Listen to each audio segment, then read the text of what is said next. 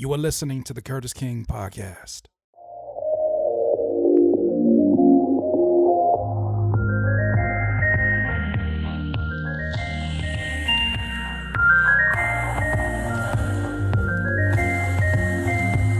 Hello and welcome to another episode of the Curtis King Podcast. If this is your first time listening, and no matter where you're listening from, make sure that you subscribe. Make sure that you tell a friend, share. If you like this episode today, definitely give us a 5-star rating here on the Apple Podcast or Spotify Podcast, depending on where you are listening. If you're on here on the YouTube, definitely make sure you subscribe. Make sure you leave a comment. Right now, we're actually doing our first live version of this show. Obviously from home, quarantine and all that good stuff. We're doing our first live version of the Curtis King Podcast.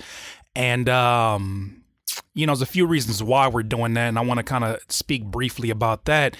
Obviously, our government here in California has put us under strict rules to keep social distancing and to have our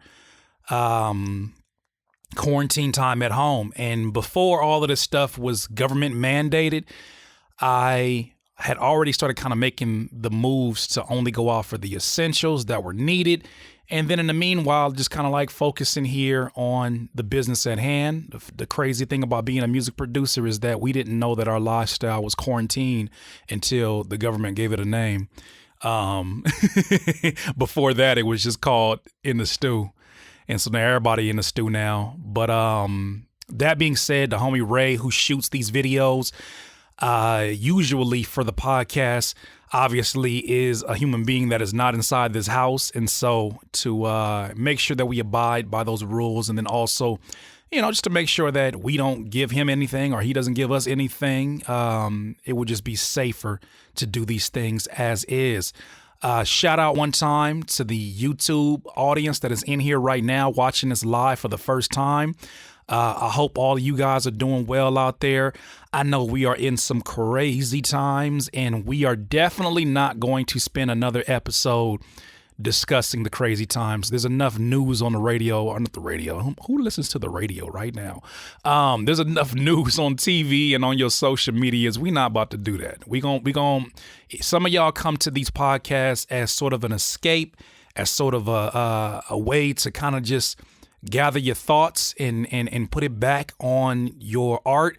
And so that's what we're going to do. That's what we're going to do. We're going to focus in on that. We got a few different topics that we're going to touch on, but I had to make sure that I, didn't want to ignore the elephant in the room, because if somebody listens to this 10 years from now and they're like, fam, he was so delusional. He wasn't even like acknowledging the fact that it was a pandemic going on. No, we're acknowledging it. We're just not letting it take over what we came here to do. We're not letting it take over our happiness. We're not letting it take over our peace.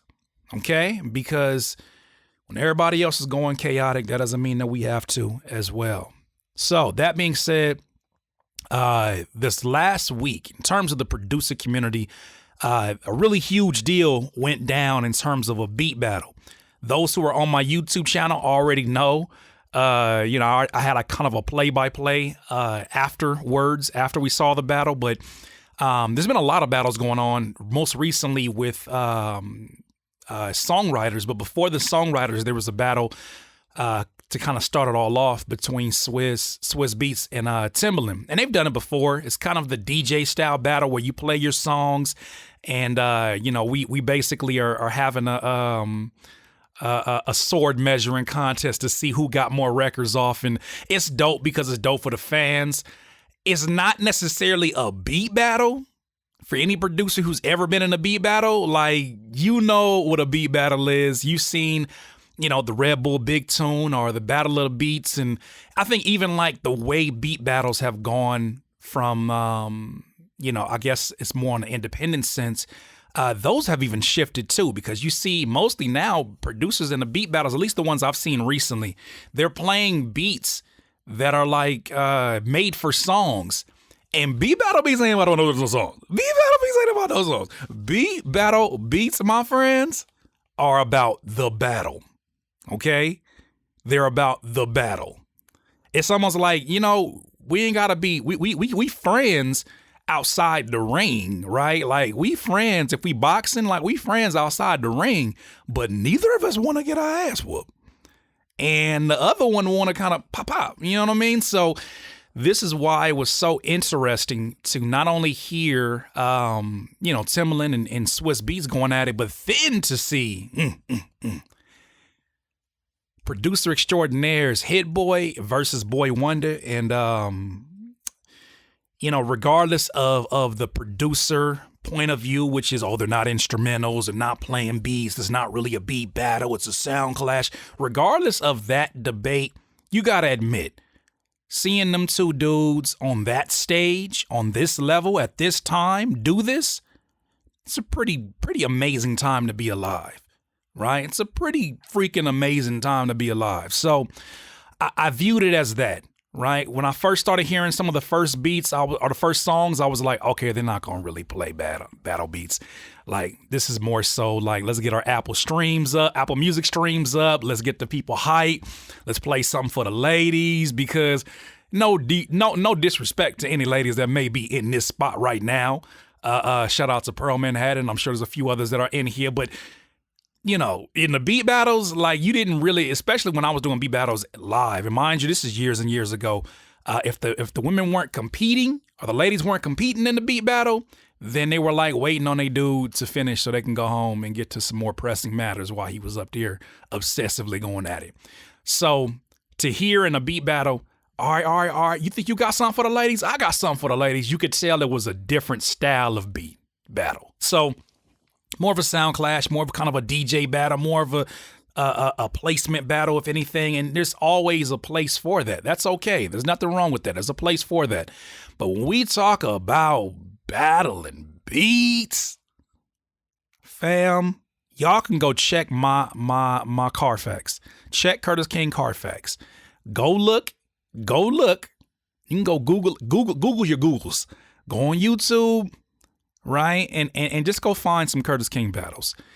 Mind you, the beats ain't gonna be the same, ain't gonna be the same situation that it was, now, especially me as a producer. I came so far, but definitely you should go check those out. Just go check them out. Check them out. I ain't gonna say much. Check them out. Mixtape Beat King said braggadocious. I don't know. You can only brag when you win. You should go check it out. And that being said, so I got the itch after watching it, because as I was watching it, I was like, man, it's kind of like what I think like because I retired from beat battles. After doing years and years of beat battles, because beat battles really, really trained me. It put me in the mindset that I'm in still today. And I didn't notice it even when I'm making beats on live. Like, I'm making beats with the mindset of this drop has to be unexpected. This drop has to get some sort of a reaction. This change up in what's going on. Like, I still make beat battle beats, but not in the sense of beat battle beats. So that being said, I got the itch, man. It's the same thing as a retired basketball player watching the game from the sidelines, like watching the players like, man, I wish I could. Or like a coach watching like, oh, I wish I could just jump in there and just show them what I'm trying to say. And so that being said, I got on my live stream afterwards, not only from YouTube, but I got on Instagram as well. And I started talking. I had my do-rag on. You know when Curtis King got his do-rag on, there's about to be something going on. I started talking. I was like, yo, I needs to smoke. I need somebody to show up. I need somebody who wants the battle, right? I know it's more pressing stuff going on outside, but this is keeping people inside. This kind of energy is keeping people inside. It's keeping people distracted. It's keeping people not even just distracted, but entertained in this time. Because you know what? Not everybody is lucky enough to be a freaking music producer. Have y'all thought about that for a second? You and I was working on a beat 2 days ago. Okay, I started off about 9 a.m. I promise you, fam, 8 minutes passed by. I looked up and it was 10:52 p.m. That is the kind of entertainment, whatever you want to call it, the kind of profession, the kind of job that we have. Oh my goodness, we are the most lucky people in the world to have something that allows us to stay at home and keep our minds consumed, heavily consumed. We are so freaking lucky if you think about it. Now, I know there's people out there that are distracted more from, what's going on with my job, what's going on with school. But while that stuff is out of your control, it's no sense in really supremely stressing over it because you can't do anything about it. So I started sitting there and I was like, man, I have never been more grateful to be a music producer because I can't imagine what life would be. And I know it's not just music producers in here, but I cannot imagine what life would be if I didn't have this at home, right? Because even like my wife has her nail business and she is going crazy. Like her, she's doing really, really well and it's keeping her consumed from AM to PM.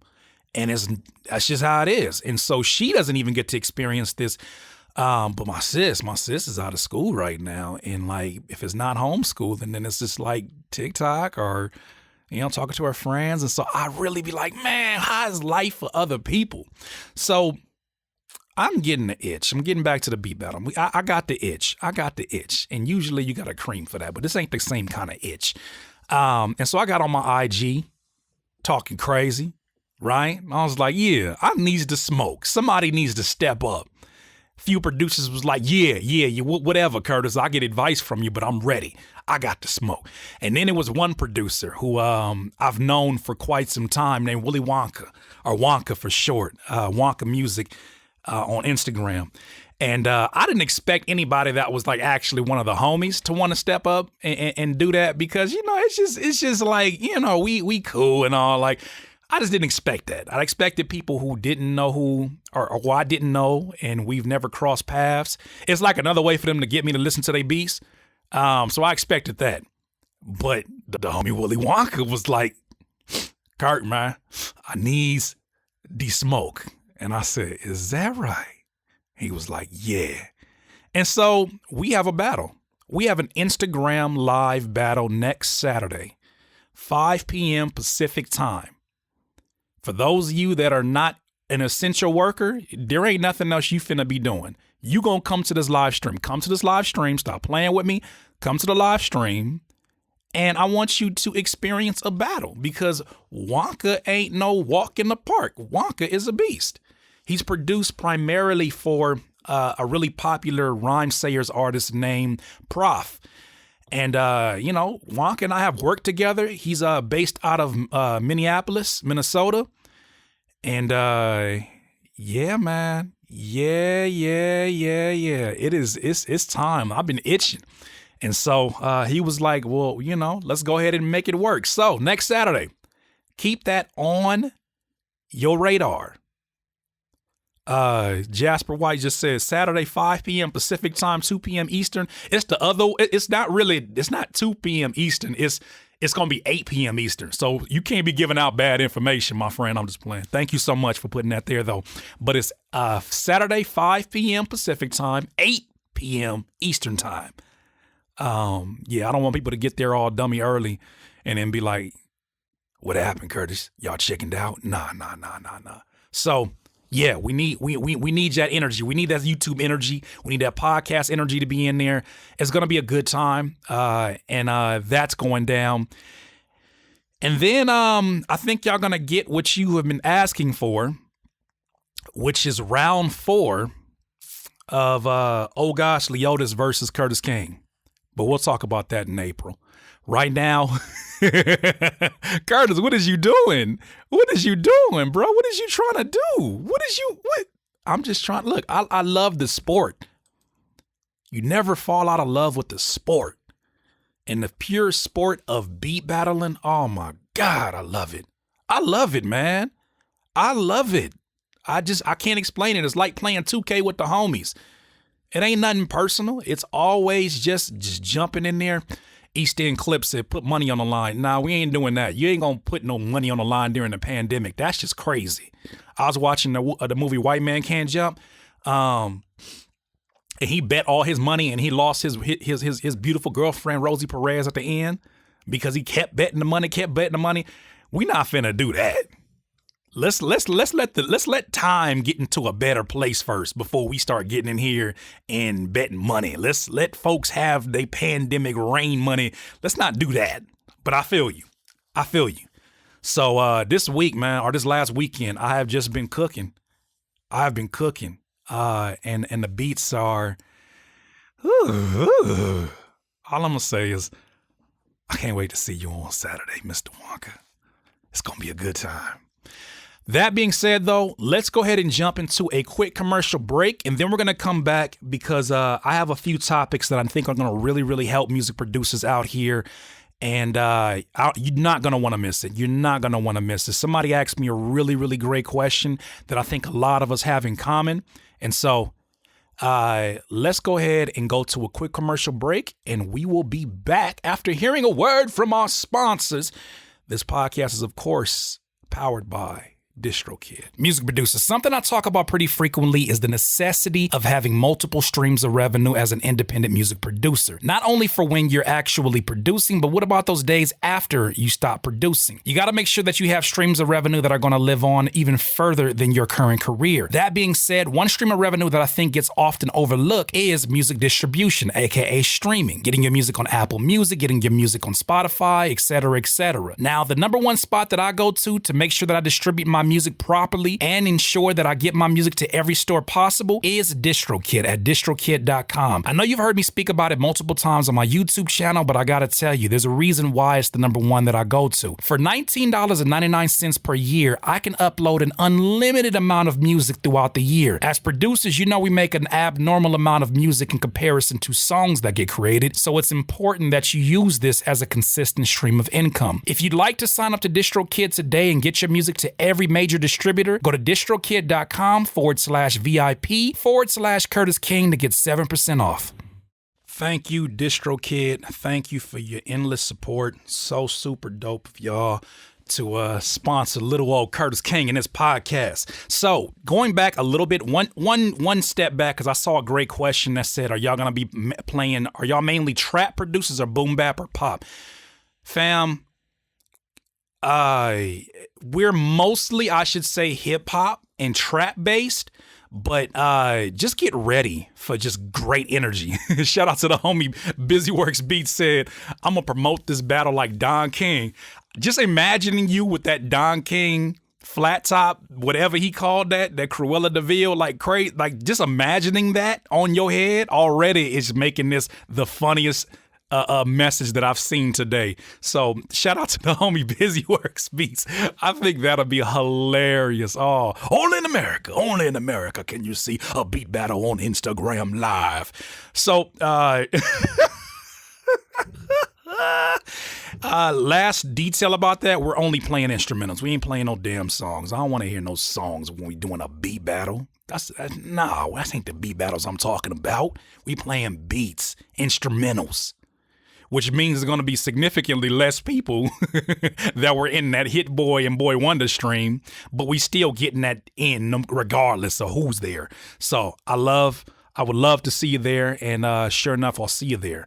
So what I want to do is break down something I told a producer who hit me up, and this was after I posted on my Instagram about just being so grateful to be a music producer in these quarantine times, because it's like fam, like I literally can just look, it's just, I got stuff to occupy my time, and I can be in here easily for 10 to 12 hours without even thinking about like, oh, have I eaten? My body's like, can we go use the bathroom finally? But the question was from Carter Grant Studios on Instagram. He said, serious question. After making beats for a few hours, do your ears and creativity get fatigued? I find myself burning out after 6 hours. I think it's such a great question because there's a certain philosophy I think that I have adapted in my music making process. After really not even watching a music-based movie, I watched a movie called Finding Forrester. And for those that don't know what Finding Forrester is, there is a young writer who is, I think based in New York. He is exceptional at what he does. He's from a crazy, crazy part of NY. And, he's going to this really preppy school that's outside of his normal environment. And so in this arena, he's around other beasts of writers. And the teachers are a lot more strict. They're like, really biased towards him. And so he befriends this legendary writer that really he's like a recluse. He spends time with himself and he's just a recluse. And so that being said, I don't want to give the movie away. I mean, it's been out for I don't know how long, but I don't want to give the movie away. But that being said, I told this gentleman that there was a scene in the movie Finding Forrester where a mentor encouraged his student to keep writing and not stop until his idea was on paper. He was instructed not to stop even to edit. I have the same approach to making music. Make the beats, get the ideas out, don't worry about ear fatigue, then spend the next day mixing with the fresh pair of ears. So in that scene, who was Sean Connery? Punch the keys, damn it. Sean Connery is mentoring a young writer, and they're sitting down. He brings out this, what do you call it? This typewriter, and he sits on the table, 2 typewriters, and he's like, you write, I write, and we just gonna go in, okay? And so he sits down, and Sean Connery's writing, and he's looking at the young writer, and he's like, what's the problem? You're not writing. What's the problem? And he's like, what am I supposed to write about? Like, I'm trying to think. He was like, no. You don't write. He said, you don't think, you write. He said, the first step of writing, your first draft, you're writing from your heart. The next time, you rewrite it with your head. And I think that I took that to heart as a producer because I thought about it and I was like, damn, that has a lot to do with how I approach music or how I feel like I should approach music. And I haven't stopped since. My first drafts are making music, making beats from the heart. I'm not worried about structure. I'm not worried about any of that little goofy shit. People be coming into the live streams and they be like, oh, this beat sucks, bro. Like, turn on Omnisphere, bro. Bro, turn down that snare. It's cutting my ears. Stop that. All them little goof ass comments that I'm not that you trying to rewrite with the head. And I have not even got these ideas out the heart. And so I have took that philosophy to heart because I really look at it and I'm like, that is the way. That is the way. As you're sitting down and you're making music, you only have ideas or an energy that's popping from your heart that's like, yo, I got to get this out. It's not on paper, but I got to get this out on my DAW, on Ableton, on Logic, on Reason, whatever. I got to get this out on my DAW. And so I think that there's a special moment that occurs when you're pulling from the heart. Because I saw some folks in here were saying, I think like Mixtape B was saying, take breaks. I do believe in taking breaks. I think breaks are good for the health, but I don't think the breaks are necessarily creativity, right? I don't think that has to do with creativity. I think when it comes to actually sitting down with your creative moment, you got to capture that and you got to let it all out. Not all, because if you let it all out, you're going to be there for hours, but let out at least the foundation of it. Just throw it out there, make whatever you want to make, and then take your break, maybe even extended break, come back to the next day and then mix that. Because some folks be trying to make the beat. The name of the movie is called Finding Forrester. Someone just asked that. Just throw all the ideas out there. Don't got to be mixed. Just get that energy, get the initial ideas out. Like that's what I've been doing with this whole beat battle thing, because even on like today is not my work day. Today is my wife's work day. And so I'm gonna be with my little one. But on these days, I'm going to now take my laptop, go downstairs, and know that I don't have my headphones, or not my headphones, my speakers, my monitors, but I'm going to take my headphones, I'm going to sit down at the kitchen table, and I'm going to get out at least the bones. And then the next day, I'll spend rewriting, or re-editing, and remixing everything to make it sound, good to other pairs of ears, and make it more, palatable. But in the beginning, sometimes the only person needs to understand it is you. So get to work and do what you got to do. So that was just a little thing that I wanted to share because I really appreciate that scene in the movie. If you ever get a chance to watch that movie. Do not hesitate. I think that even though most of us are not necessarily deemed as writers, unless you are a writer, I don't want to put you in a box.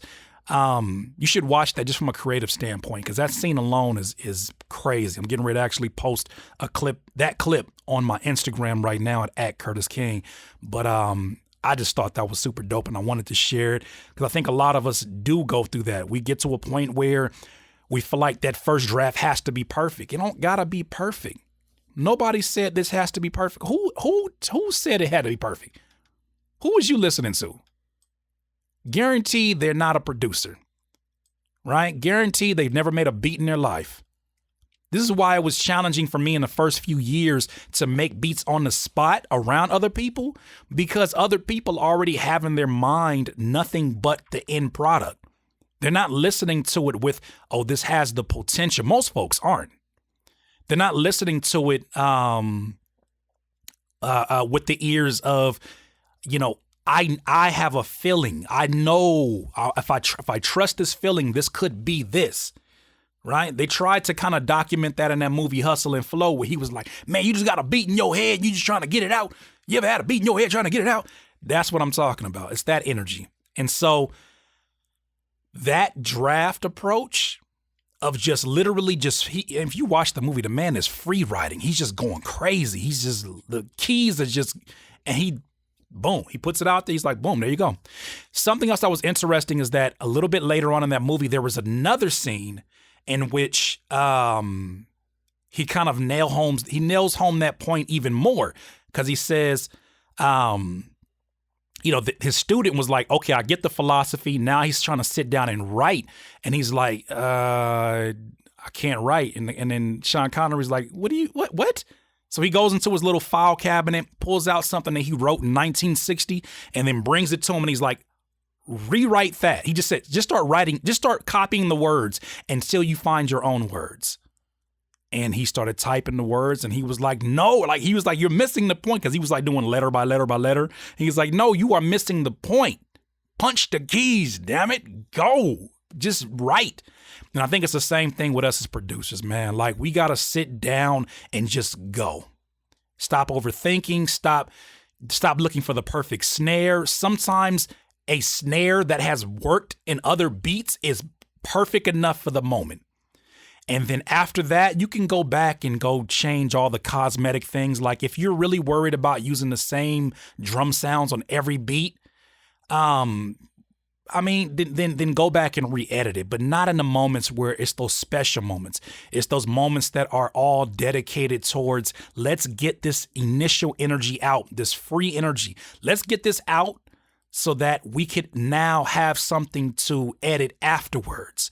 And so that's the message I wanted to pass to you. We're coming here to the end of the podcast, but I'm really interested. For those that are hearing the chat, is this similar to your process? Or is this something that you may try doing? Or do you think you have a better way of approaching music or another alternative way to look at it? Please share that in the comments below. I would love to see that. We'll talk in more detail about that in a future episode of the Curtis King, not the podcast, but of a video on YouTube.